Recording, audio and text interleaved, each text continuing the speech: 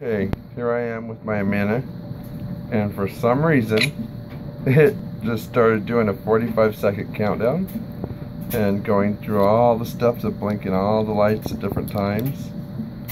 So I'm going to attempt to reset it by pushing and holding down some buttons on the control panel. Not sure which ones, but I'm going to attempt it because last time I did it reset and everything was good. So it's getting ready to redo it again, recycle, so it's going to go down to 0 and hit 45 seconds and start all over again.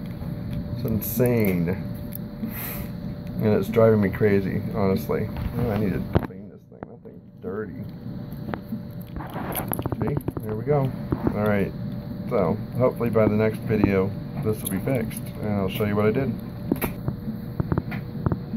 Okay, so I pushed and held the rinse, the spin, the rinse and spin, and the delay and the chime button. I held them all down, all of them for about probably 15 seconds. It started doing a chime. So then I started to press the spin with the finger, and finally it just reset itself. So now I'm able to hopefully run my washing machine again. We'll see. So at least not everything's doing that. We'll see what happens. Let me load it, get everything going, and push the button.